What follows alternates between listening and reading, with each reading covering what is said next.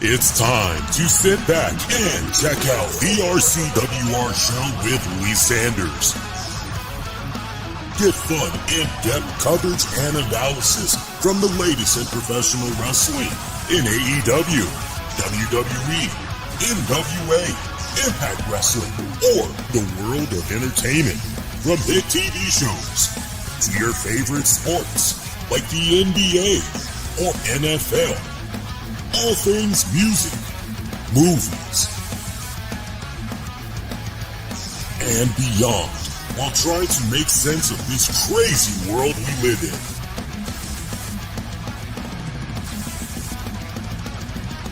All while keeping it honest, insightful, and interactive since 2011.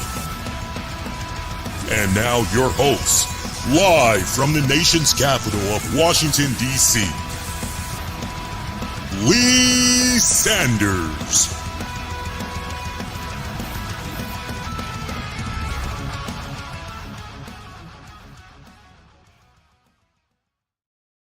What is going on, everybody? Covering the latest in wrestling, entertainment, and beyond since 2011. You're checking out episode number 1138 of the RCWR show. Lee Sanders with you guys.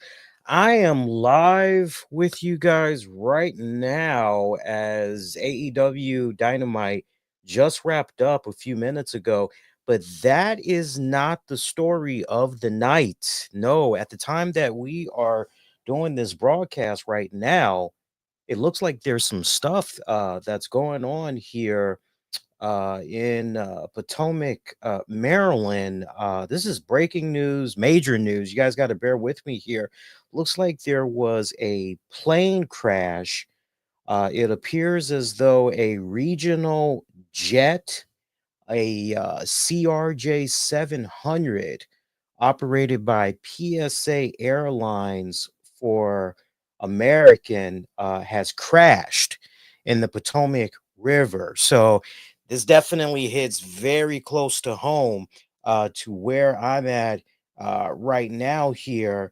And it looks as though somehow this small aircraft, which could fit anywhere between 60 to 70 people. That's if you include crew members and everything, tech crew and all that. But you're looking at it's a small plane basically, but it can fit about 60 to 70 passengers. Somehow this aircraft ended up colliding, if you will, with a helicopter. And this airplane has crashed in the Potomac. Now, over here in the metropolitan area, the high for today was 45 to 47 degrees. And so, anybody that lives in the DC metropolitan area, in the prior days, we had a decent amount of snow that was sticking around mainly because of what we've been getting the past 2 weeks. But all of, I would say, middle of last week, definitely going into the weekend, we got warmer temperatures. So a lot of that snow was disappearing. And depending on where you live, you're going snow, what snow? I know further down south, it was definitely sticking around, further up north as well. In some parts, it was sticking around. As far as today's weather goes, we're talking, again, 45 to 47 degrees. But Senator Ted Cruz, he just issued a comment where he said that based off the intel that he's being given and everything, there is definitely casualties. Not sure right now what exactly is the number, if it's a lot or whatever. I know a lot of politicians, just kind of give you guys an idea what's going on with this aircraft. Apparently this aircraft, which was leaving from Wichita, it left around 5 this evening, and right before 9 p.m. on the East Coast, it should have arrived over at Reagan National. So a very short distance of a trip, really, that this plane had to make. And unfortunately, This is where we stand right now. There's a lot more information that is coming in in real time. Pray for the survivors. But again, Senator Ted Cruz, he has said that there is going to be casualties. Apparently, there is casualties. So this just sucks. Of course, the $1 million question that a lot of people are having on their minds right now is how does a military helicopter crash into a passenger plane? Um, I see that question that's being asked, and I'm sure we'll learn about this rather quickly, if not in the wee hours of the night tonight, definitely first thing in the morning. One of the first things that we're most likely going to learn is, well, normally you have people in the towers that's paying attention to all airline traffic and everything, and you would like to believe that if somebody was coming relatively close, in this case, you have a helicopter and then an airplane, you would like to believe that somebody at the aviation towers that's well aware of particularly this airplane that's supposed to be doing XYZ is supposed to be coming in and it's supposed to be landing down at Reagan National. You would like to believe whoever is working in the towers is going, hey, uh, you know, breaker, or whatever code terminology they use. You might want to adjust your flight path to, and they give them the coordinates which they should be flying safely so that they're not colliding with potential other crafts in the air and everything. So I'm very curious to learn more about what was happening with the towers, if whoever was operating the aircraft was somehow communicating, trying to communicate with the helicopter, or like vice versa, what was going on there? Because there's always as some of you guys know, there's always in the unfortunate event that there is some type of a crash, there is a box that usually is salvageable, and that box has all the coordinates, logs. If there was some type of a communication leading up to the crash, like all of that, like recorded audio, all of that is usually retrievable. So, my thoughts, my prayers definitely go out to everybody that's involved. Again, if you're just joining me, I hate to open up on a somber note, but once again, there is a plane crash as it appears as though a regional jet CRJ 700 operated by PSA Airlines for American has crashed in the Potomac River over here in the DC metropolitan area. And looks like there is definitely going to be casualties involved, just a matter of how many casualties. A lot of politicians fly in and out of Reagan National Airport all the time. And this particular aircraft, which again can fit about 60 to 70 people, this aircraft left from Wichita around sometime after 5 this evening, and it was supposed to uh, touch ground at Reagan National about close to 9 o'clock, maybe just a few minutes after 9 p.m. And yeah, that is what's going on right now. Just very, very sad, very unfortunate. Um, Somehow we got to make a hard transition away from that, but I'll keep you guys posted if any new information comes in. Of course, if you guys want to relay any new information to me about this crash as well, you're more than welcome to do that. One thing I do want to say before we move on, I see already there is rhetoric out there from individuals that are trying to make this be a political thing. Please, for the love of God, do not go in that direction, because there are victims out there, victims' families that are scrambling around trying to find out if their loved ones is okay, or if they are going to need to now all of a sudden make funeral arrangements, try to figure out how they can go about claiming the body. And let's not go political, please. If you're not offering thoughts, prayers, condolences, you know, joining in the discussion and just, hey, how the hell could this happen? Like, where's the mishap? You don't have anything of substance to really offer to this tragedy. I would just say, just keep it quiet, keep it moving along. That would be my best advice.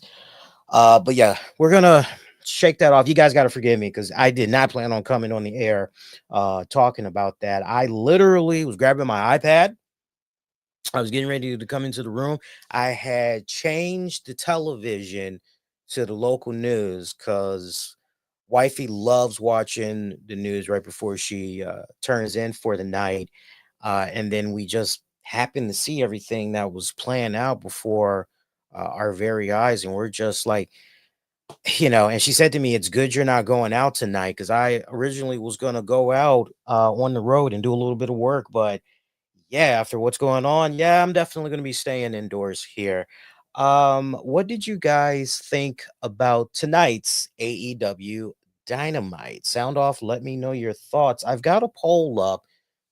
This go around, the poll is up on X at the RCWR show. Sound off and let me know what you guys had thought about it. Right now, just to kind of see if I can get a bird's eye early view here. Yeah, I must admit, I was almost an hour into the show and I put out a post saying, "My God, how can you guys watch this on a weekly basis? Because man, this is dragging." And I've watched enough editions of AEW Collision within recent weeks, including last weekend, where I go, no, you know what? I'm really coming around to Collision again. They're starting to find their stride, the quality of the matches and everything. Like, it seems Collision is the better show these days. This is what we got right now on X. I am seeing 7% of you guys gave tonight's episode a average rating. Meanwhile, 14% of you said it was an awesome show. 28% of you said it was just terrible. Straight up, it was a terrible show. Meanwhile, 50% of you are saying it was a below average show. Yeah, this was definitely, I wouldn't say it was a terrible show. I definitely am not going to say it was an awesome show either. Average show, not quite. This was honestly a below average episode when it was all said and done. Right down to the point. I'm looking forward to talking about some of the other stuff that we got planned here on the show tonight. That includes my thoughts on Triple H going in as a solo into the WWE Hall of Fame. So obviously he's going to be the main headliner there. I'll definitely sound off on that. We're also going to be previewing this Saturday's Royal Rumble while also offering up match predictions. Call that match style. Speaking of the Hall of Fame, by the way, I do have a couple of ideas as far as who I think could potentially be going into the WWE Hall of Fame. So you all picked a really good night to tune in and join me here live, or maybe you're going to be checking this out for on demand and on the downloads. However you're doing it, definitely appreciate you guys. So for tonight's AEW Dynamite, the main event of tonight, of course, was Mercedes Moné defending her TBS championship against Yuka. Hey, stop moving. Stop moving. I'm looking at my show notes, and my show notes keeps moving. Defending the championship against Yuka Sakazaki. That was our main event match, which got eaten up by a nice chunk of commercials, I would have to say. This was kind of one of those moments where I wish that as the participants were making their entrances, take the commercial break, then do what you got to do, and then come on back and we join the match in right at the start, right? We're not missing anything. We're not joining the broadcast as the match is in progress. No. You just, as the entrances are underway, take your commercials right then and there.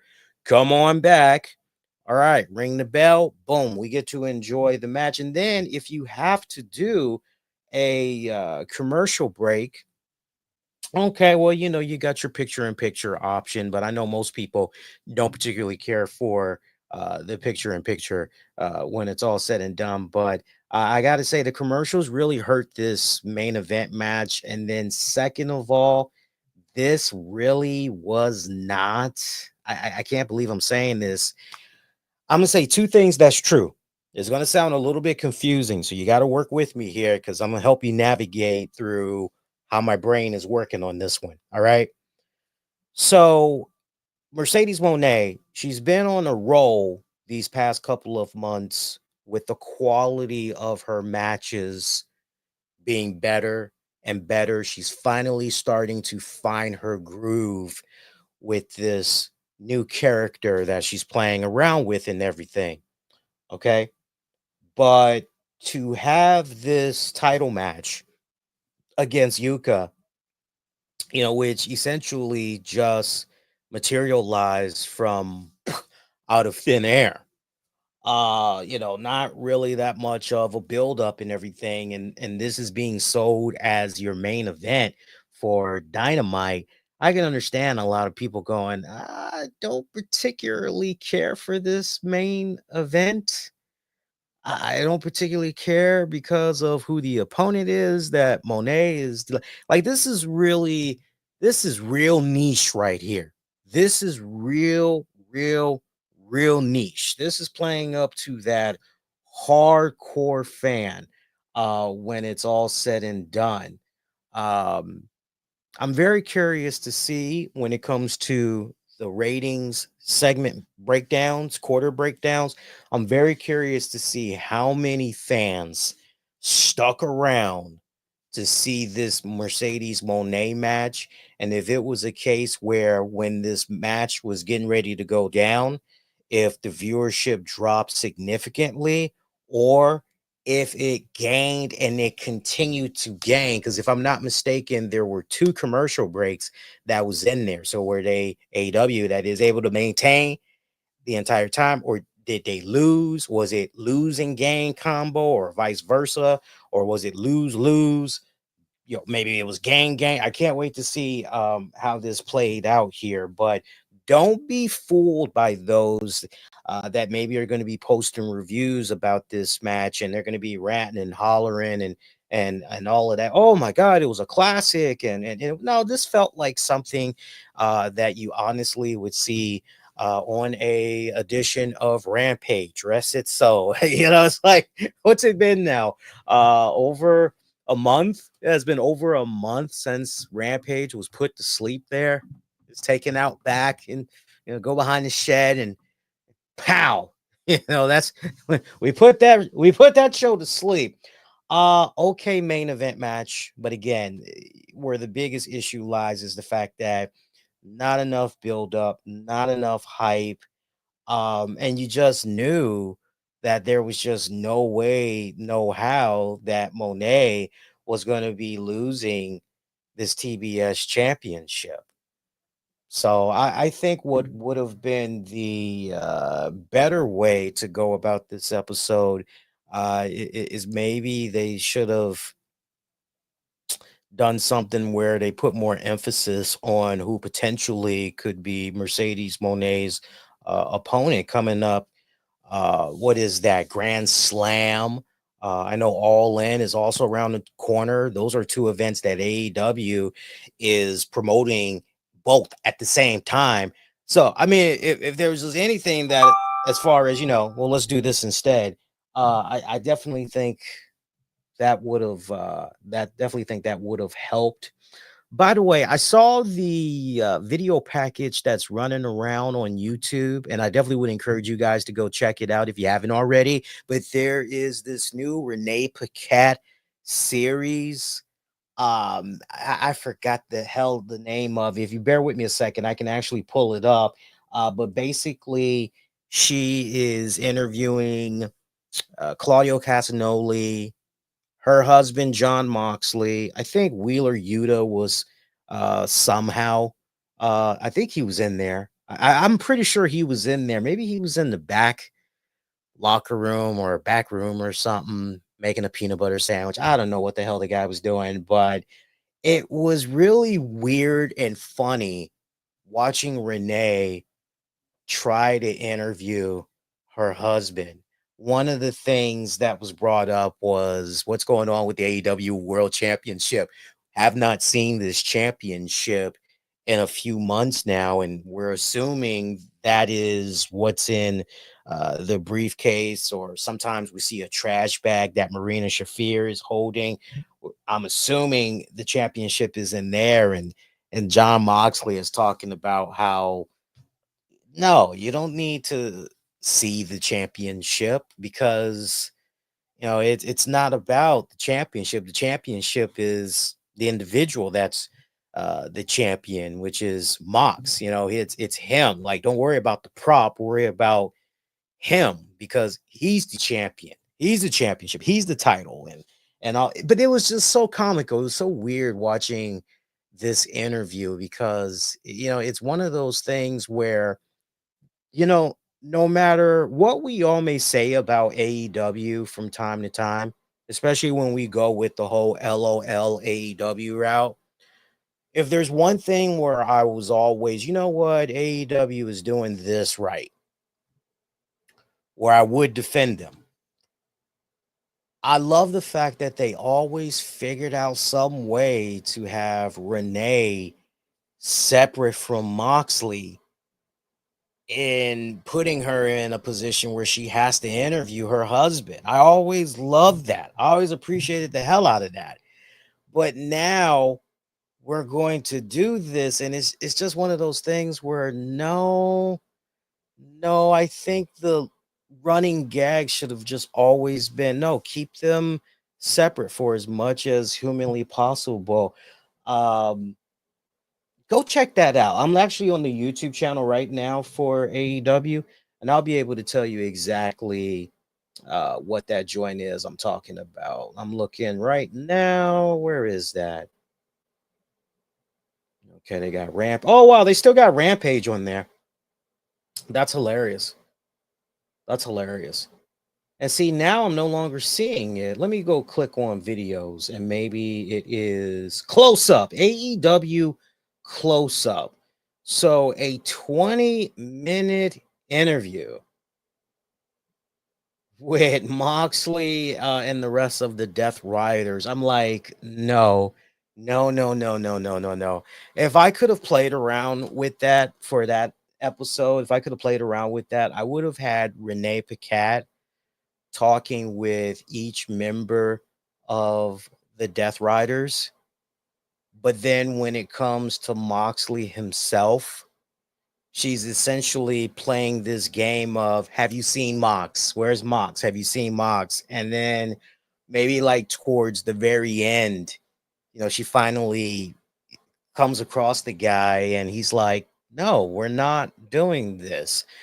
You're lucky that you were even granted the interviews with the rest of the gang. I told you, I don't like doing this stupid shit. It's so silly. It's so comical. No, I'm going to let my actions speak for my words. It's like, no, I'm not.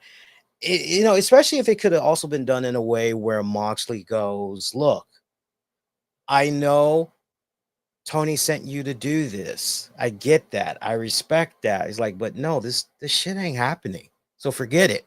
Right. But now it's like, wow, so Renee, you're totally cool with what Mox and crew are doing. You're totally like, I'm not, and for me, she's not selling enough. Okay, I am concerned.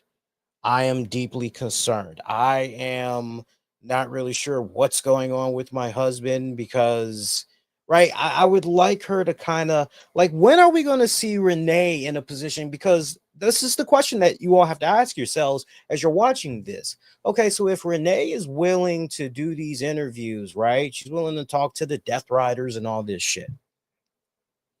Okay, then when does a Tony Schiavone and Excalibur, Taz, uh, a JR even? When does a Powerhouse House? When does, hey, so you cool with your man operating like this? Like when do we see her be put in the hot seat? When do we see somebody say, so Renee, really close up and personal there because you got a front row seat there to what's going on with the Death Riders. You see what I'm saying? When is somebody gonna appear, on screen character wise and say, "Yo, this is a major conflict of interest here, isn't it? Like, what the hell?" So that's where, when you're looking at this, you're going, and this is how you need to think, people. Like, seriously, this is how you need to think. This is one of the many things when you're watching AEW, in particular, you're looking at what's going on with, Death Riders. You're going, now, Jeff Jarrett, probably the most intriguing story of 2025 so far is the fact that Jeff Jarrett is trying to become a world champion again, as he has had his eyes set on the AEW World Championship. And we saw the challenge be put out to Claudio Castanogli last week. Hey, meet me one on one. And if I beat you, I get a shot at Jeff Jarrett's. Oh, correction. I get a shot at Moxley's championship. Final moments of that match, Moxley making his presence felt, getting the referee distracted and everything so they could get in some cheap attacks, pretty much costing Jeff Jarrett that opportunity. Now, look, let me tell you guys something. This is just a detour when it's all said and done. Jarrett will get a world heavyweight championship match. It will happen. Now, as far as whether or not he becomes a AEW World Heavyweight Champion, that I can't tell you. There used to be a time where I could definitively just go yes or no. But my God, we're talking AEW here, and like any and everything could happen. I would not be surprised if Tony Khan's just like, hey, I really think we should put the championship on you. And I can just see Jeff Jarrett going, yeah, I was thinking the same thing. I think we're on to something. We're here, right? I'm just going, I don't know. Look, as far as would Jeff Jarrett really pay it forward and be as humbled as maybe the icon Sting, I don't know about that. I don't know about that, but no, seriously, thinking about this arc with Jeff Jarrett and everything, it's not over for those of you that's going, okay, I guess that's it for Jeff Jarrett. No, what they're doing is the scenic route. Eventually, Jarrett will get a world heavyweight championship. I can easily see a scenario coming down. I just mentioned him too, where the icon Sting resurfaces, and I could easily see him giving Jeff Jarrett a pep talk and like, why are you beating yourself up? Why are you so down on yourself? This isn't the Jeff Jarrett that I went to war with so many times in WCW and TNA. Like what the hell? Where's your balls, man? Like, you're Jeff fucking Jarrett. Like, I can see Sting giving him, that much needed pep talk and everything, basically giving him that eye of the tiger speech.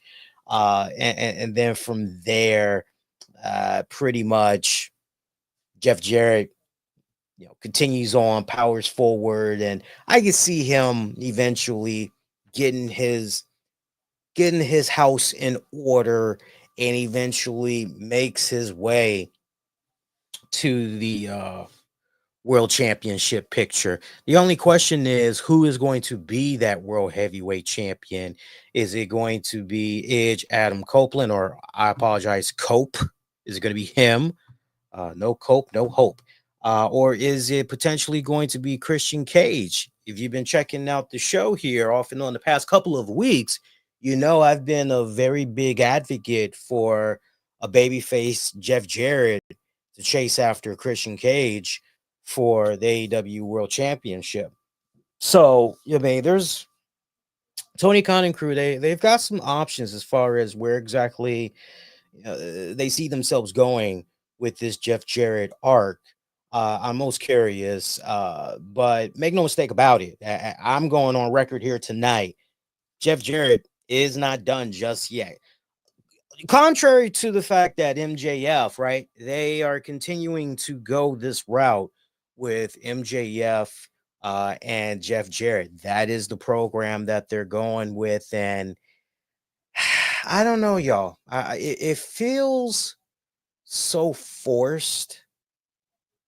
It's interesting because several weeks back, when I looked at this, I'm going, yeah, it's got potential. Yeah, this, just looking at it on paper, I'm going, this, but from what I've seen these past couple of weeks, it's been a great disappointment, especially from the standpoint of, hey, if you're an MJF fan and you're really pulling for MJF to get in some really good stuff here and working with Jeff Jarrett, hasn't really been the case at all. It's been pretty one-sided. Jarrett has been getting in more good stuff. Yeah, it's been more of a better investment. It's been more of a hit for Jarrett as opposed to MJF. So I don't know, guys. I'm still on the fence with this one. It's not about whether or not they're going to have a good match. I think the match is going to be fine. It's just what we've been seeing so far of these guys on the mics trying to sell us this eventual program, this match. It's been coming up rather flat for all intents and purposes. So we got that's going on. What else had happened here on the show tonight? Recap from Collision where Tony Storm, classic timeless Tony Storm, made her return there. I think they kind of pulled the trigger on that a little bit too soon. I wish it would have been a case where once AEW went to Grand Slam, maybe that's when you bust out timeless Tony Storm. I think that would have been the better way to go. But at the same time, if you want to make the argument, well, Tony Khan and crew, they maybe kind of gauge the audience and they kind of felt as though, we're kind of losing the fans a little bit here. They're kind of questioning what we're doing with Tony Storm. You know what? Let's just go on ahead or if this was always the plan to have classic Tony Storm resurface, I don't know. This is just another one of those. But you know what? These girls are going to be fine. I mean, they had a good match last time. I'm not concerned about them whatsoever. They should be fine. Switchblade Jay White picking up a win over who was that? Wheeler Yuta. Okay matchup. That kind of felt like a Rampage thing for me. It was a really good match. Actually, I wouldn't even say it was really good. It was an average match at best. Um 3/4 of the match was dull though, because Yuta was on a lot of the offense there, so wasn't really feeling that whatsoever. Let's see what else. Seeing what else was here on the card tonight. This was a really, I'm not sure how I was able to stay awake during this episode. Ricochet versus AR Fox. Now, you know what? I actually enjoyed that one. This was probably, if I had to point out one match where I go, you know what, not for nothing, but this one was actually pretty good. I would go with this match of the night. Probably the best match on the show for the entire night. It's gotten to a point now where when you see AR Fox and Ricochet for that matter, I haven't sung the praises of Ricochet enough. I know the guy is still a work in progress when it comes to him on the microphone, but I appreciate and respect the hell out of the fact that this guy is making himself uncomfortable. He's getting out of that always comfortable zone, and he's willing to try to shake things up. And in this case, he's trying to flush out and find a character. And it's amazing because when you think about his tenure in the WWE, you don't think about personality whatsoever because there wasn't any when he was in WWE. It was just all about, oh, look at the nice little cool moves that he's able to do. And after about the third week of seeing him do his moves, you're like, man, so what else is new? Let's be honest, that's exactly how I was there. Post match, we see Ricochet grabbing his scissors. Looks like he's about to maybe go to town on AR Fox when all of a sudden he gets dragged by his feet from under the ropes. Turns out it was Swerve Strickland. Swerve laying the hurting on him and everything, sending his ass running back up the ramp, packing and everything. Um, solid stuff. Solid stuff right there.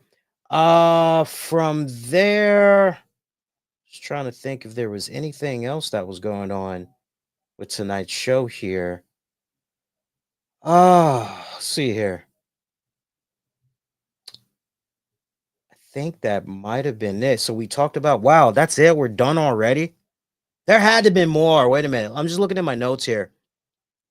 There had to been. Oh, yeah. We got a vignette for Austin and Colton Gunn. I forgot these guys were even with the company. I'm not going to lie to you guys. I totally forgot these guys with a roster that is so deep that Tony Khan has there. Sometimes you just forget. You just forget, like, wait, there, wow, like it's crazy. Let's see. Oh, Cope, FTR. They challenged the Death Riders to I believe this is going to be happening on Saturday's Collision, a Mid-South street fight. So that should be fun. I'm looking forward to that. I'm gonna actually check that out. Let's see. We talked about Switchblade Jay White, Ricochet, AR Fox. Talked about that. Yeah. Will Ospreay picking up a victory over Brian Cage post match. Ospreay getting a beat down there. Archer and Cage jumping on him. Chance for Omega to come out. He did come out there, had a steel chair in hand, but it didn't matter. Takesha crew, they pretty much stomped a mud hole in those guys. Can't help but look at that and go, as far as the numbers game, is Osprey and Omega gonna maybe reach out, add some more numbers to the rank and everything. Have to wait and see how that all is gonna play out. But this was really a one match episode. I am always honest with you guys. For me personally, this was a one match show. And then honestly, you could have just dipped the hell out. Straight up. You could just dip the hell out. Um, it's funny because anytime Marina Shafir is on my screen, I just love that menacing, just deep stare that she has into the great unknown, the great beyond. Like, just give me her for about a half hour. That's I'm good because I'm very interested. Every time she's on my screen, I'm like, what is she up to? What is she thinking? What is she gonna do? What does she have to say? I'm always curious about her and what's up with that? What's up with that woman? Very intriguing, very intriguing. Uh so that pretty much was Dynamite in a nutshell. First half, you're like, boss, I'm tired, with the exception of Ricochet and AR Fox. And then the second half, you're pretty much like, yeah. So what else is on? I mean, that's literally how it was. So some people may look at this episode and they may say it was an average to a below average. That's up for you guys to decide. But by no stretch was it a slam dunk bona fide dynamite episode. Let's see what you guys are saying on the poll here on X at the RCWR show. Not much has changed either. I'm seeing, hang on here. Let me just repost that. It's the same. 7% of you said tonight's Dynamite was an average show. Meanwhile, 14% of you said it was a awesome show. 28% of you flat out said it was a terrible show, while 50% of you said it was a below average show.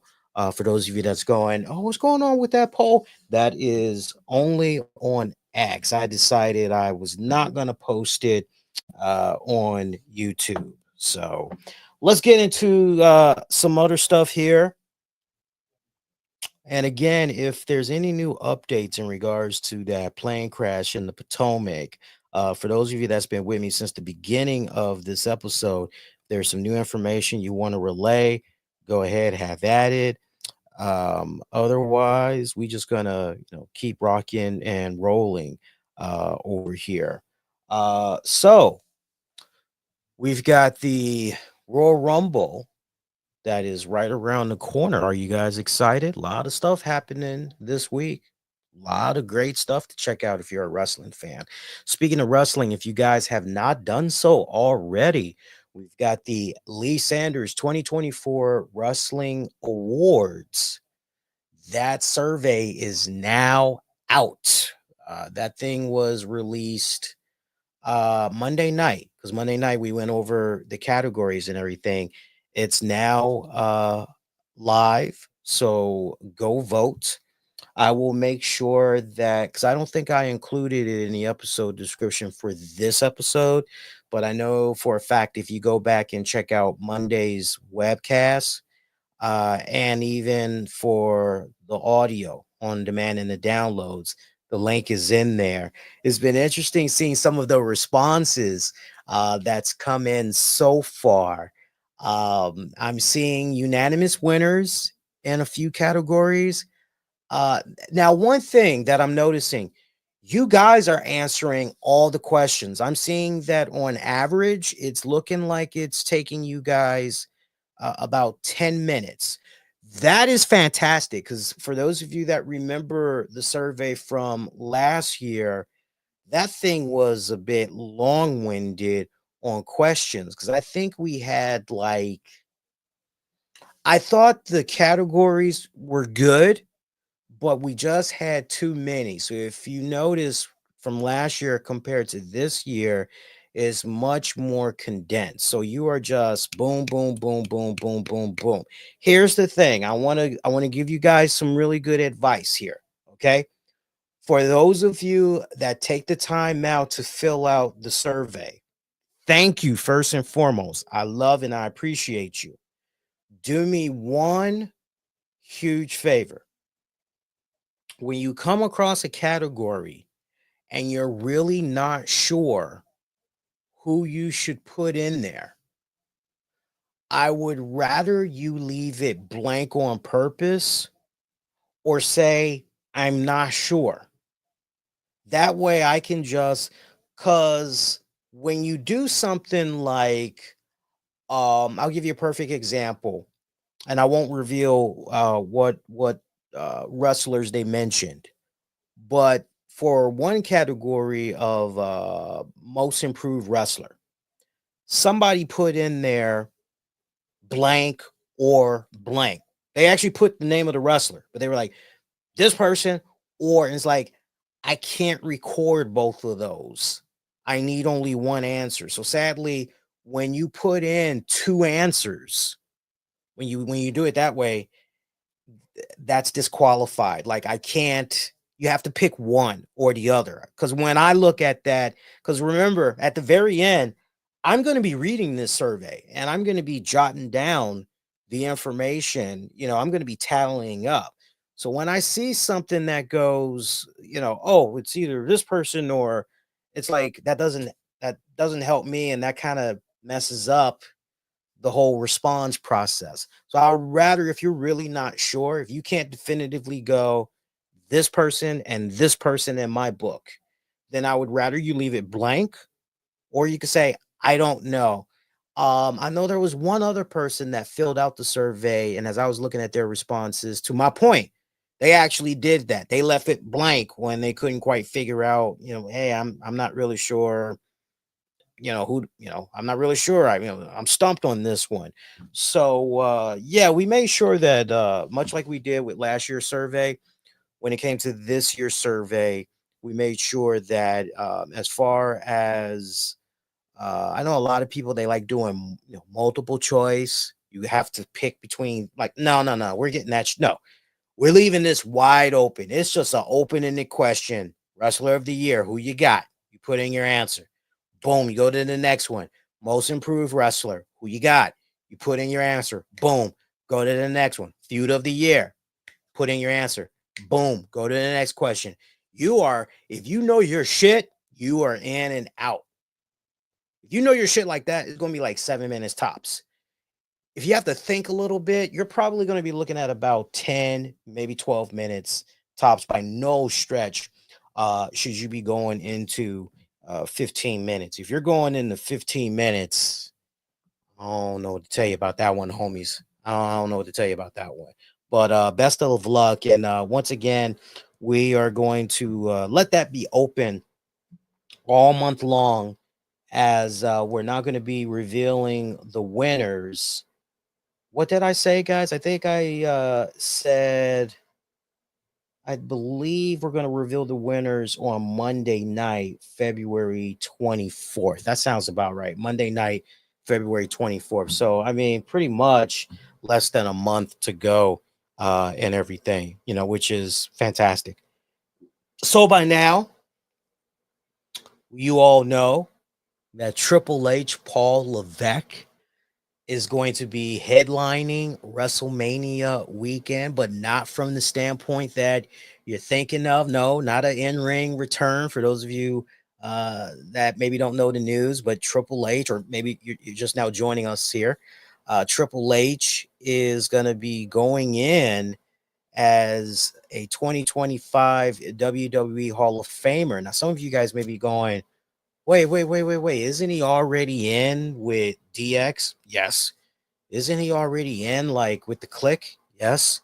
But now Triple H is going to be going in as a solo act, just off of his work alone as a solo guy.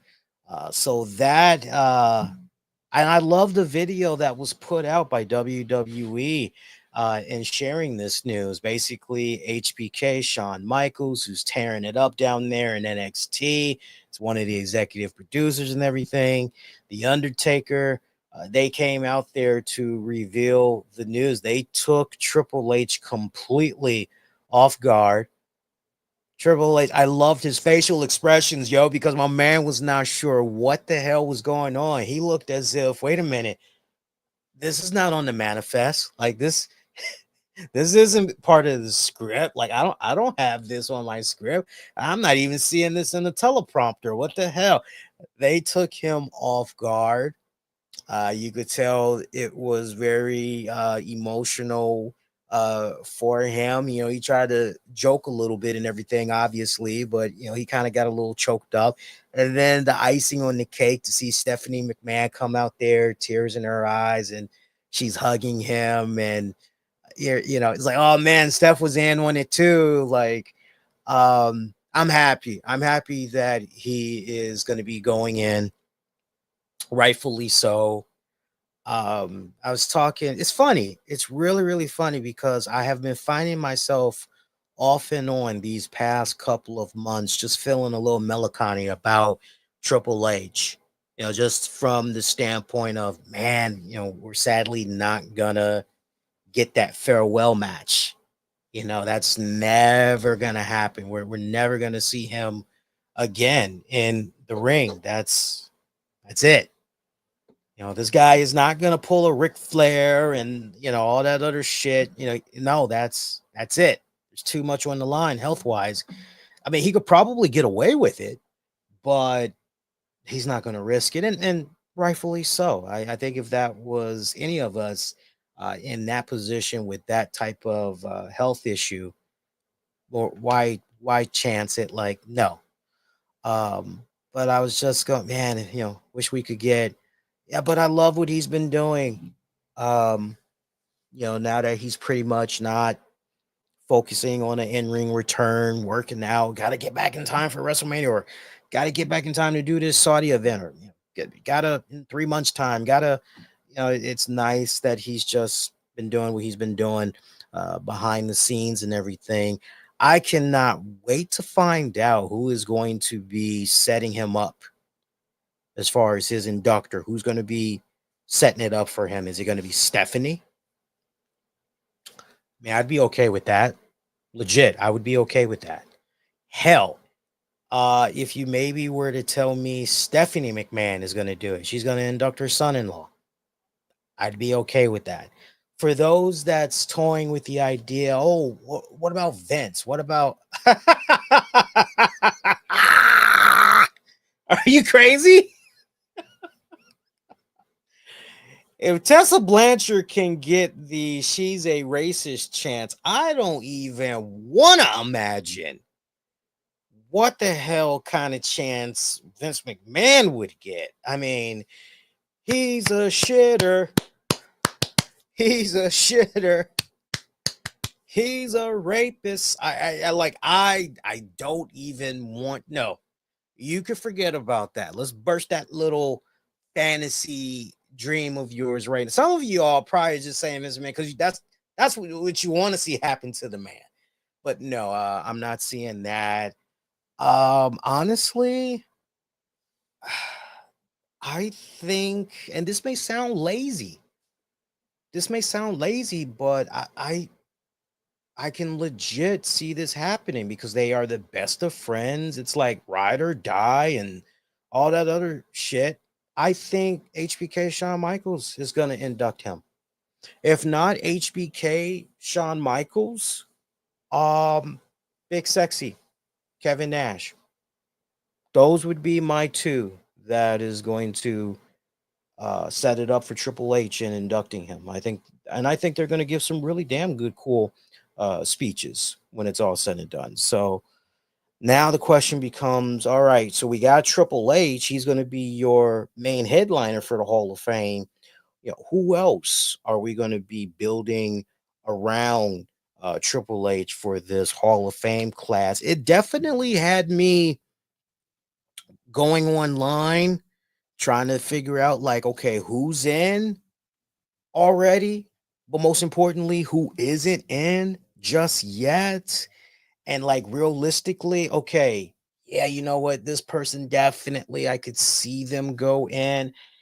But then I'm also thinking about the fact that Triple H is like Elliot Ness. He always gets his man or woman. Triple H is that guy. Truly, when it comes to WWE, never say never as far as, yo, say what you will, but man, it seems that Triple H, he's got that golden touch. He is able to somehow smooth things over, make amends. You look at the fact that, we never thought in regards to Bruno Sammartino, Bruno's back in the WWE. We never thought Jesse the Body Ventura, Jesse's back. We never thought, like, insert. And it's just, wow, Triple H, he, warrior. Like, man, this guy has a way with words with certain individuals, and he's able to.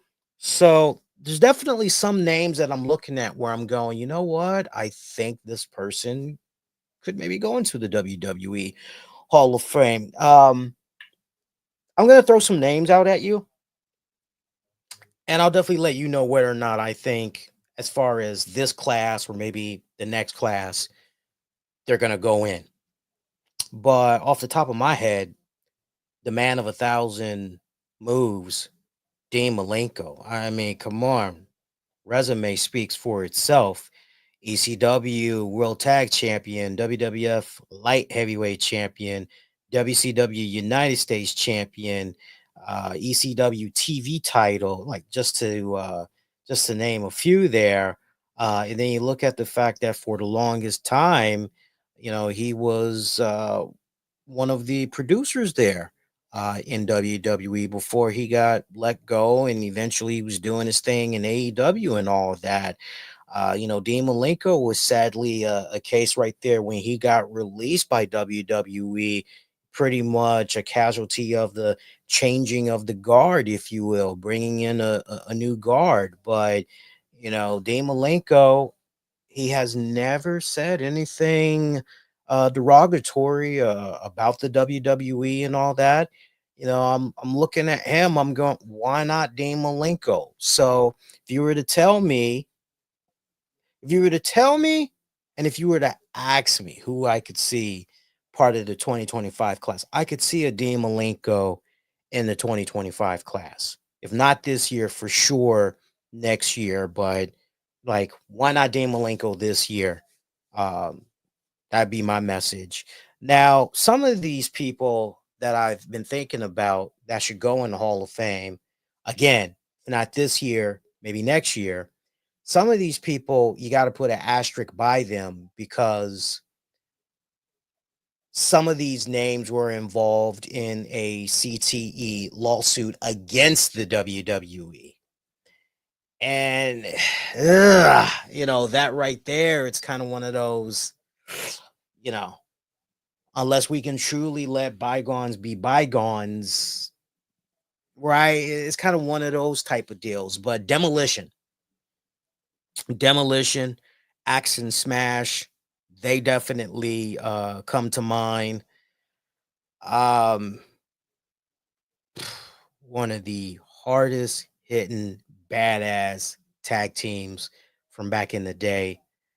A lot of tag teams I've looked at over the last 20 something years. I can see, oh, they're taking the cue from Demolition.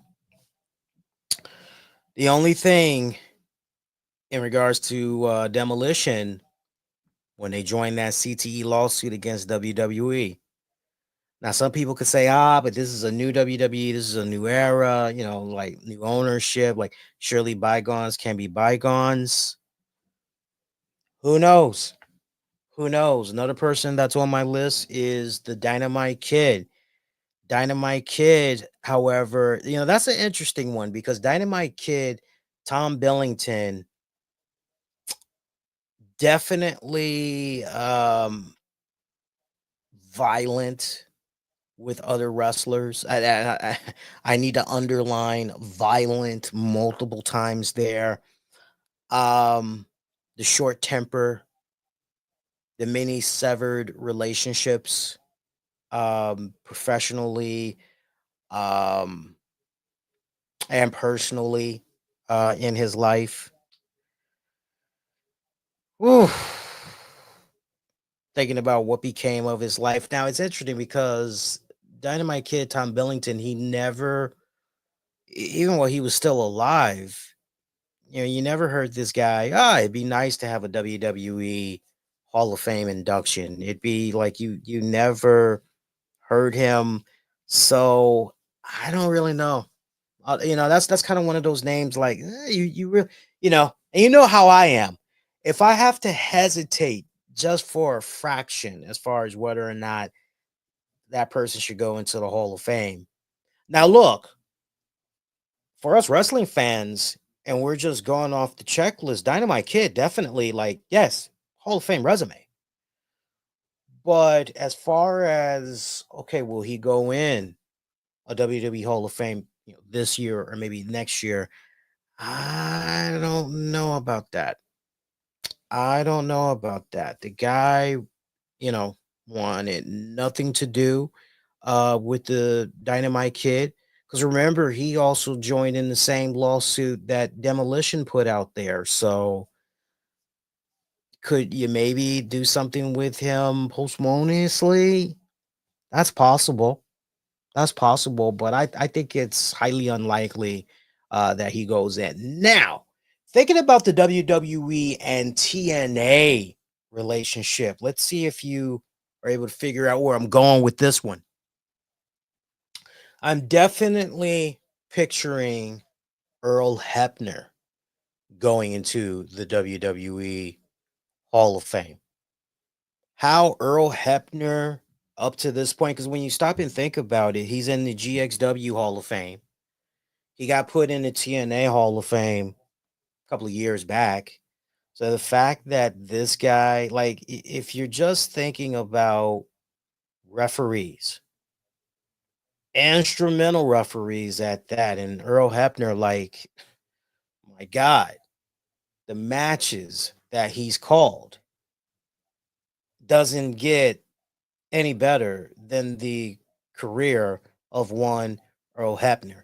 Um, Thinking about the TNA relationship, come on, man, Montreal Screwjob. I mean, we'd be here all night going over marquee matches that Earl Hebner has refereed. But if you want to put somebody there on that, for sure, Earl Hebner. Earl Hebner. As far as if it's going to be this calendar year or next year, I feel pretty confident of Earl Hebner induction in 2025. Why not? What's stopping? Like, seriously, somebody that still is not in the WWE Hall of Fame that should have been put in the Hall of Fame by now. And this was definitely one of my personal favorites as a kid growing up. Earthquake.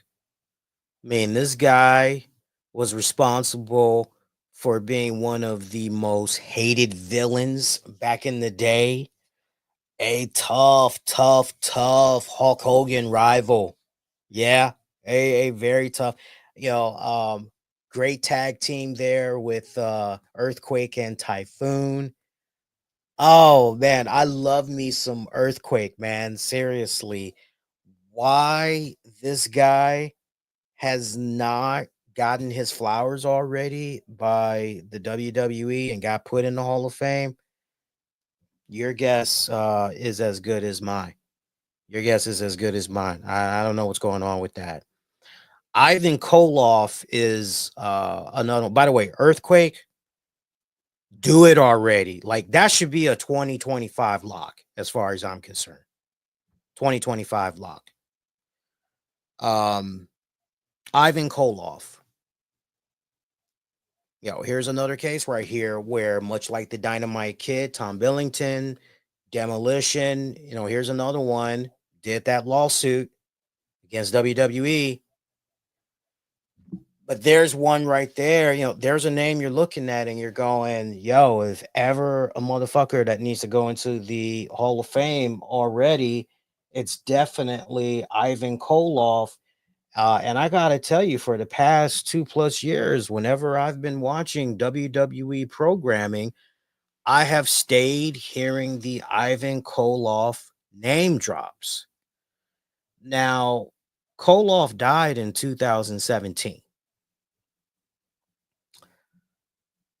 I would just like to believe, if not this year, next year for sure, there will be an induction for the man.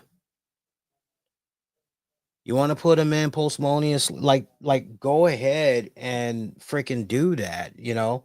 Um, but as far as like all the other Hall of Fames, like he's pretty much in every other Hall of Fame. He's yet to be put in the WWE Hall of Fame, which is a fucking travesty because if you're a longtime listener, my appreciation for wrestling of yesteryear, and I mean, this guy was the WWWF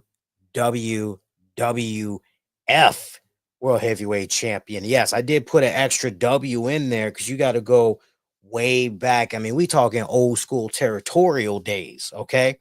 Look up your history, all right?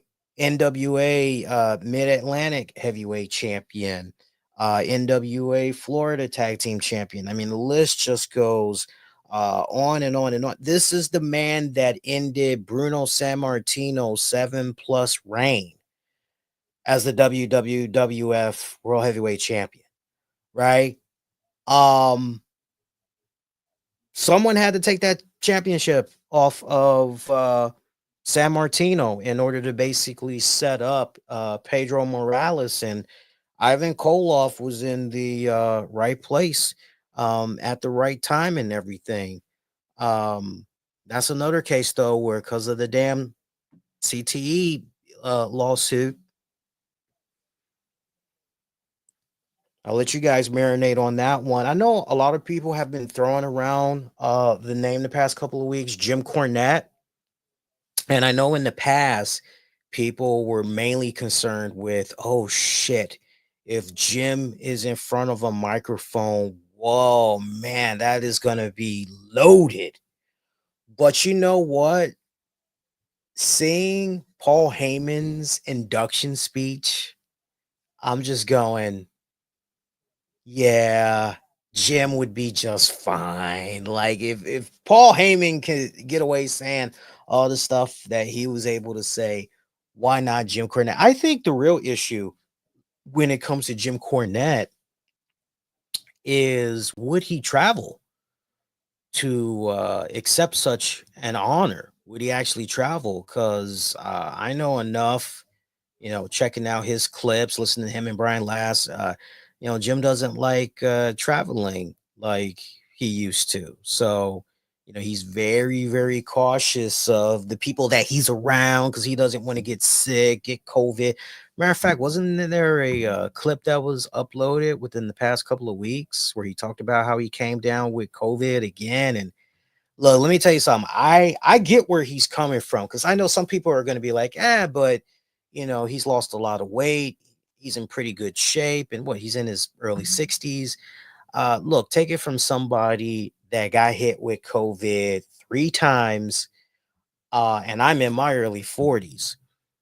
When you get hit, for those of you that's never gotten hit with COVID, when you get hit with the COVID, it hits you like a ton of bricks. It hits you like a ton of bricks. Your eyes get extremely heavy. It feels like somebody is maybe literally grabbing your eyeballs and putting such great pressure on them. Your head feels very clouded. You feel very fuzzy. Your nose feels pretty clogged up. You feel extremely weak. All you want to do is sleep. It's all you want to do. You just want to sleep. And if you you know, you'll be sleeping like each time I got hit with the COVID, my God, I probably only went to the bathroom twice, like twice a day, like for as long as I had the COVID. I was sick, sick, sick. No joke. The antibiotics and all that, it helps once you get them, but it is a long road to recovery because that's the other thing. When you're taking the antibiotics and all that, you're trying to fight it off and everything. It's one of those things that has this lingering effect that stays with you for at least, in my case, it stayed with me for at least 3 additional weeks once I was in the clear. Hell, I know of people that had got COVID and a month, 2 months, 3 months later, they didn't finally recover until around that time. So for Jim Cornette, if he's at a point where he's like, I don't really want to go out, I don't want to catch anything weird, and like I can totally respect and understand where the guy is coming from. If not for him, I don't know, maybe for the Midnight Express. Maybe he would do it for the Midnight Express. Jim Johnson, if that is not a Hall of Fame induction this year, because that's the one thing like I'm thinking about with Triple H and this new era under his leadership and everything. He is a student of the game. He is an appreciator of all things that was past. He loves his old school wrestling and everything. So while ushering in the new, obviously, I'm thinking about Jim Johnson. Jim Johnson was responsible for basically some of the greatest iconic themes in WWE history. I mean, it like the soundtrack of our lives. Seriously, I still remember when me and my friends had skipped one of our classes back in high school. I believe this would have been our junior year. And we went to FYE in Georgetown. Shops at the mall. That's what it was called back then. It's no longer there now. I don't know what the hell it is now. I don't think it's a mall anymore though. But we went to the FYE that was there, and each of us we had grabbed a copy of the WWE anthology joint. We were so excited. That 4 disc joint. We were so excited, man, to have all that music. You know, man, we after we got our albums and everything, we went on back to school. We went to our computer lab class. In the computer labs back then, all you had to do was just basically show up, you get your grade. That was it. Just attend the class, you get your you weren't learning anything.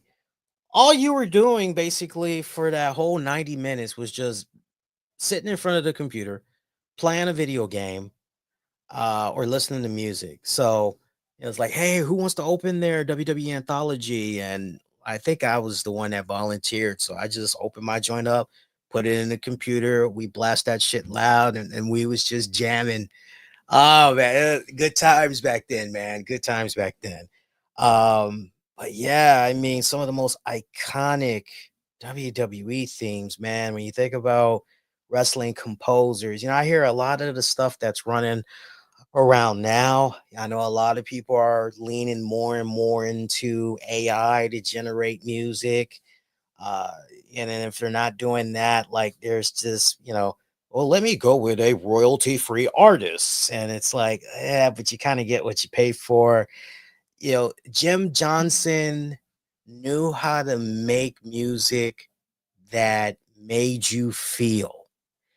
And he had to have been one of those music composers that once he understood what that gimmick was all about, dude, stay making the perfect theme for them, right? I mean, my God. And then some of those theme musics transcendent, okay?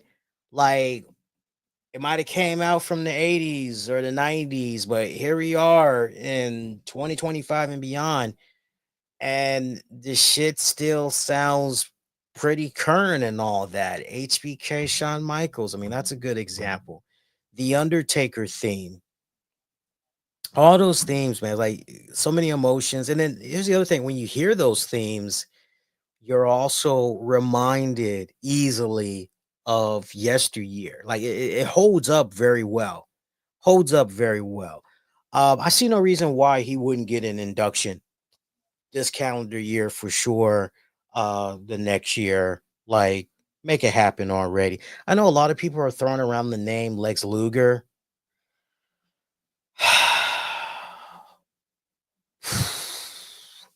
I know dude is a born again Christian, and he's taken self accountability, and that's good. That is really really good.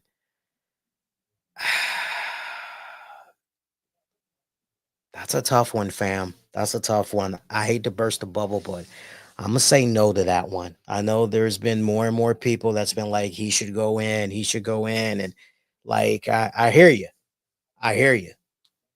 But it's understand this. This is where I would push back. This is where I would push back.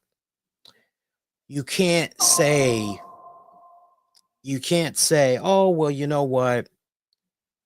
Um, when he did what he did with Elizabeth, he was just a young kid. He didn't know any better. And it's like, yeah, if he was maybe in his early 20s, 23, 24, 25, sure. But that wasn't the case. So, that's where you kind of have to, uh, you know, Miss Elizabeth going in. Sure. Sure. Always. It's always a topic of interest when it comes to Miss Elizabeth, isn't it? It's always, it's so sad how they both go hand in hand because it's like you try to mention just one, but you can't help but mention the other. I'm gonna give you a name that two names that I think are probably gonna go into the Hall of Fame this year. And I don't think with this first one I'm gonna throw at you guys, I don't think this is a case where they just showed her just to be showing her. She's been popping up a little bit more, and I think I think maybe there's going to be some stuff going on with her in WWE. I think there's already stuff happening down the pipeline and all that. Michelle McCool. Now, before you dismiss me, like just hear me out. Just hear me out, okay? WWE Women's Champion, WWE Divas Champion, and all that. But look at the years that followed after Trish Stratus and Lita pretty much were done with the WWE. And you're like, okay, so what's going to happen with that next phase in the women's division? And Michelle McCool was in the right place at the right time. And her and Layla, but more specifically Michelle McCool and what she was able to do is so interesting because once in a blue moon, I'll mention Michelle McCool, and some people will be like, "Damn, did she really? Was she really like that? Did she really contribute like that?" And we're like, "Yeah, like if you didn't see it in real time, the first rodeo, like you should definitely go look some stuff up online and get caught up to speed." But yeah, definitely, she made her respected contribution. She carried her weight. Um, it's interesting because this was happening during a period too, where after Trish and Leader were gone, and remember, they pretty much were mainly looked at as eye candy and all that. But at the same time, Lita and Trish, they did their very best to prove that, hey, we're a little bit more than just eye candy. But then Michelle McCool, here she is at the time that she was the champions and at the time that she was one of the faces of those respected eras for the women's division. And at a time when the women were only getting 3, maybe 5-minute matches, Michelle McCool made the best out of that time. Let's not forget about her recent return to the Royal Rumble, and she did pretty damn good as well. Um, it's interesting how now, when we're seeing her, WWE is now treating her as a legend and all that. So it's just a matter of time, I think, before, okay, well, let's really make this official and boom, Hall of Fame. Yeah, why not? Why not Michelle McCool? Um, I can't believe I'm gonna say this name, but for some reason, this guy is still not in the WWE Hall of Fame. At least last I checked, and I made sure I checked because I couldn't believe this one. Raven. Quote the Raven, nevermore. How is Raven not in the WWE Hall of Fame in 2025? Somebody explain that to me. Surely I missed something. I missed somebody correct me, please. Surely Raven is already in the Hall of Fame. I'm having a Pete Rosenberg moment. Raven, come on. What's going on with that? The model Rick Martel. Now we've seen WWE work out some type of a Legends deal, if maybe you want to call it that, with Rick Martel because we started to see his name and likeliness be incorporated. WWE Supercard is a really good example. We also saw him incorporated in a couple of the 2K video games. So it seems like there is some type of a working relationship that's there. Like former AEW World Heavyweight Champion, WWF Tag Champion, WCW TV Champion. Um, You think about those peak periods in the early 80s and mid 80s when he was at the top of his game, a very good and steady hand in the mid card scene for the WWE. Um, that character, Rick Martel, man, that was my guy. That was my guy. When I was growing up, little kid in the 80s, going into the 90s, I loved me a really good heel.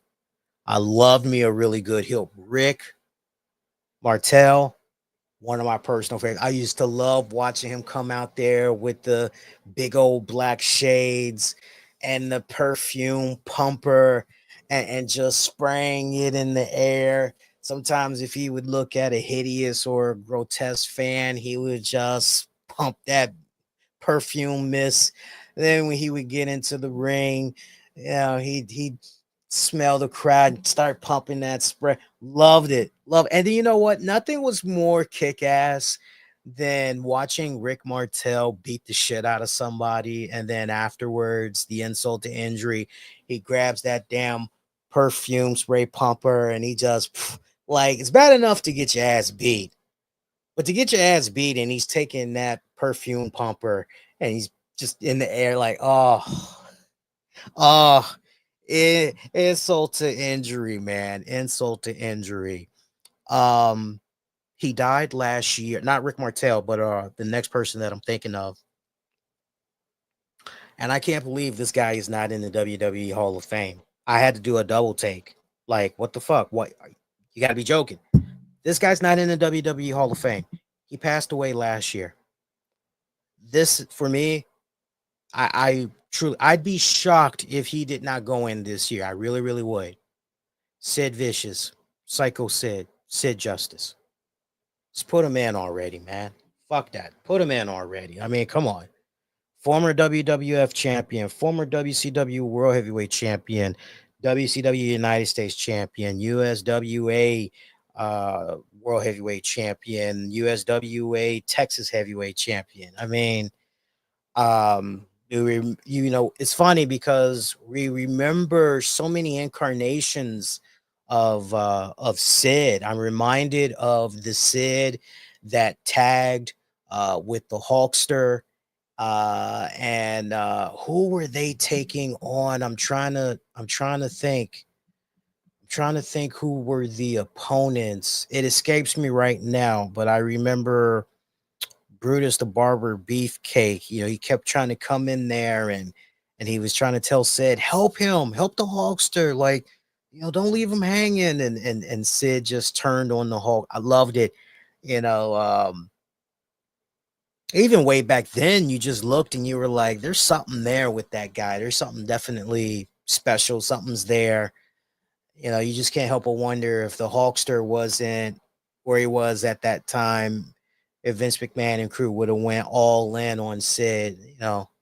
We'll never really know, sadly, but coming in as the new bodyguard for Shawn Michaels and just how everything launched afterwards for Sid and his respective career.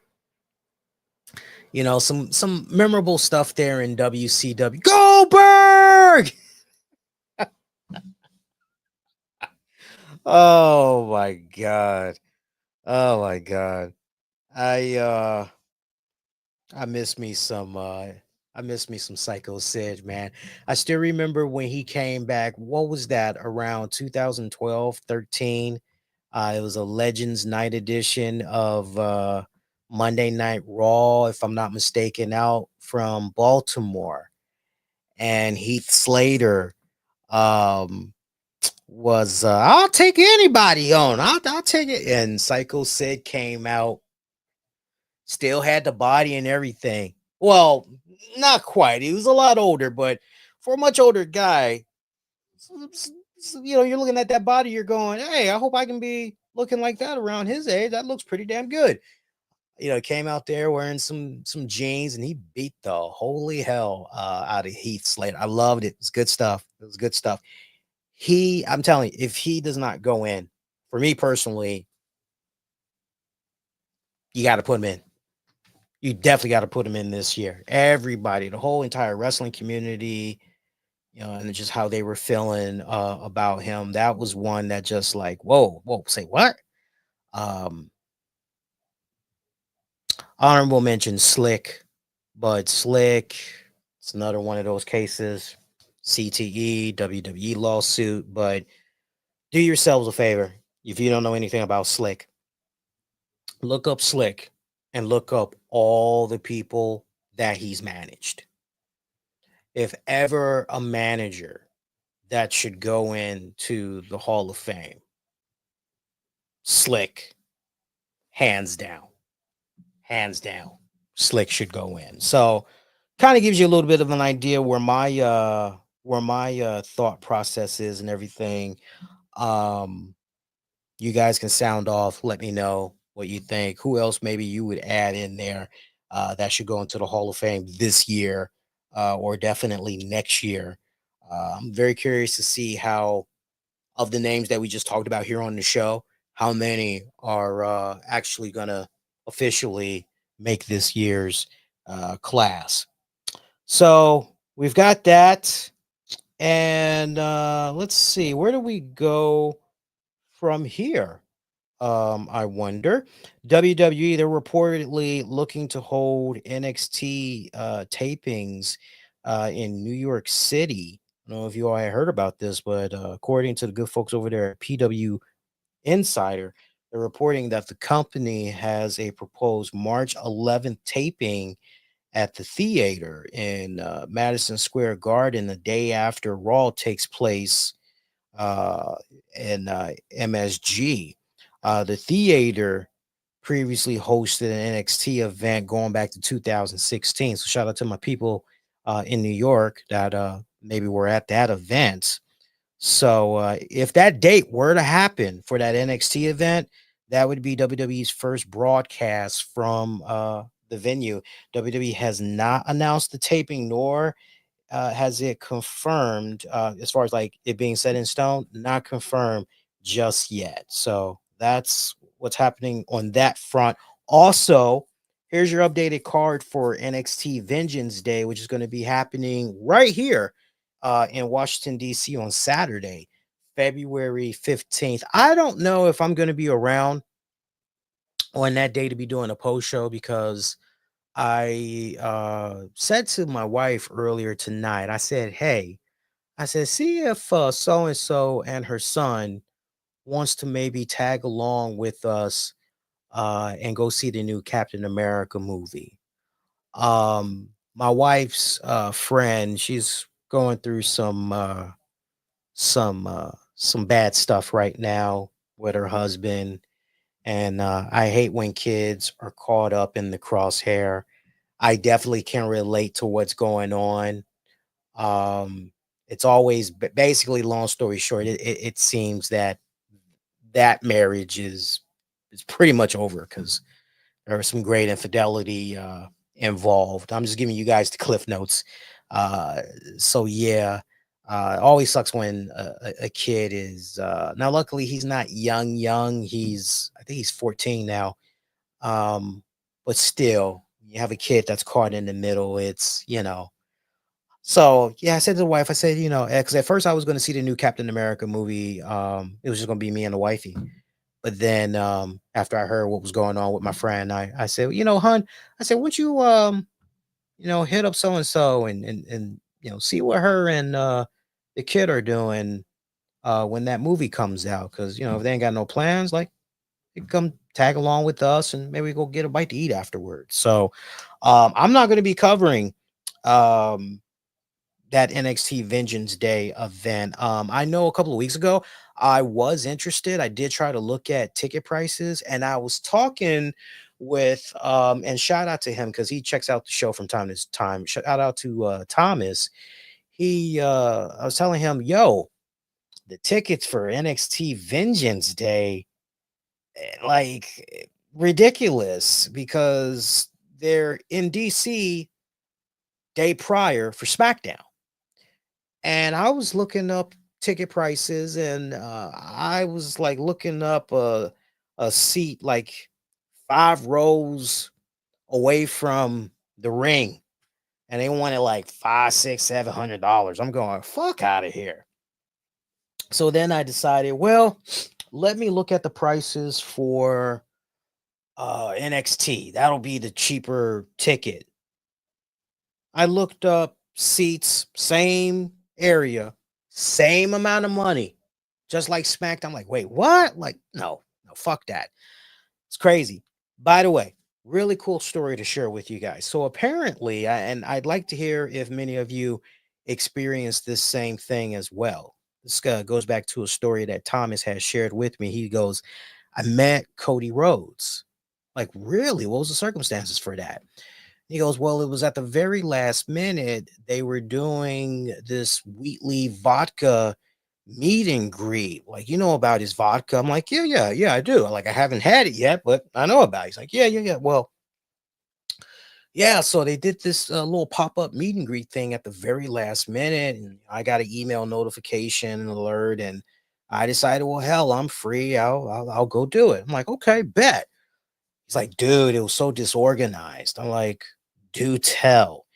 And he goes, yeah. So when you got there, you couldn't go in with any personal items. I'm like, so what does that mean? It's like, so, if you had brought a book bag, if you maybe brought a WWE championship, some type of a prop that you wanted for Cody to sign, he wasn't going to sign any of those. You had to leave all that stuff outside. Like, what do you mean outside? Do you mean like at a table and they give you a ticket and you get your stuff later? It's like, no. You had to leave it outside. And unfortunately, for a lot of us, when we went back to go retrieve our stuff, many people shit was stolen. I'm going, what? He's like, yeah. And he's been to a lot of meet and greets when it comes to, seeing WWE superstars and all that. So, and I've seen the pictures. Like, he always goes out of his way to, show me the pictures. And so I'm trusting his intel and everything. I know he wouldn't exaggerate. So keep in mind, Cody ain't signed, no, so if he had a championship belt, he wasn't signing. The only thing he was signing was the Wheatley vodka bottles. But wait, it gets even more crazier here. So apparently, the only way you got to meet Cody to do a photo op was if you bought a bottle of the Wheatley vodka. So then it's okay. Now, obviously, my next question. So how much was the Wheatley vodka? Was it expensive? He's like, no. The Wheatley vodka was what did he say? $40. He said the Wheatley vodka was $40. I go, okay, well, that's not really too bad. But here's the other caveat. Again, you're trying to do the Cody Rhodes autograph and the photo op. Remember that now. Now, here's the thing. If you're under the age of 18, you obviously are not going to be allowed to buy a bottle of Wheatley vodka. So instead, you just are gonna somehow maybe get a 8x10, right? No, and that's not how. No, you had to buy the bottle of Wheatley vodka, and then that would get you the photo op opportunity. So what ended up happening in the case of Thomas, because he's under 18, and Thomas, if I mess this story up, let me know. I know I don't know what's going to happen first. Either you're going to let me know before I see you in the morning, because we actually have a class together for this semester, or I'll run into him tomorrow and I'll be able to touch this last part of the story up. But I believe I have it accurate. His cousin, who was over 21, ended up buying the vodka, getting it autographed for himself, but allowing Thomas to do the photo op with Cody, because he knew how much it meant to him, to have that opportunity with Cody and all that. But per Thomas and what he said, he basically was like, it was poorly disorganized. They should have thought and considered more about the young people under 18 that obviously can't buy the vodka and have some type of, other alternatives, so that, we didn't feel left out. He's like, but it was very disorganized. It was, uh, but man, to hear that people lost their shit, right? They had to leave their shit outside and random people were just coming and yanking them joints. And yeah, not cool, man. Not cool whatsoever. Anyway, if your experience ended up being different, please share. Or if you have similar horror stories, let me know. The NXT Vengeance Day card so far, we got 3 matches. We got the NXT Championship match as Obafemi defends against Austin Theory and Grayson Waller. Meanwhile, for the NXT Women's Championship, Julia versus Bailey versus Roxanne Perez. And for the NXT North American Championship, Fallon Henley versus Stephanie Vakir. That's what all we got so far for NXT Vengeance Day. By the way, speaking of NXT, just thinking about WWE February, basically. I'm so hyped, man. I've got let me look here. I'm so hyped. I've got like 10 days to go until next Friday. Not this Friday, next Friday. I'm going to be seeing from Alice in Chains, Jerry Cantrell. He's going to be coming out here, going to be performing at the Fillmore.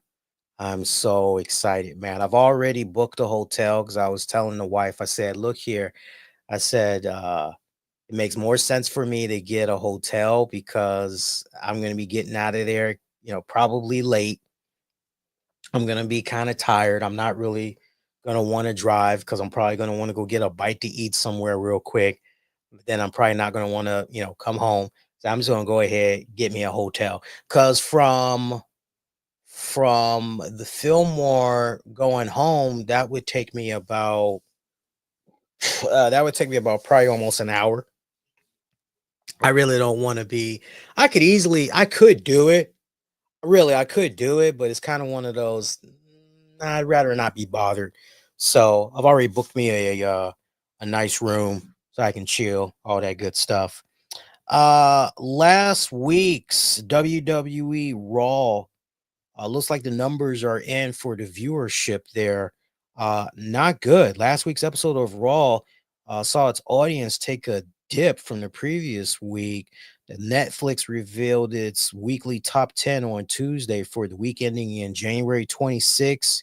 And the January 20th episode of Raw scored 3 million viewers throughout the week based on the 6.6 million total hours viewed.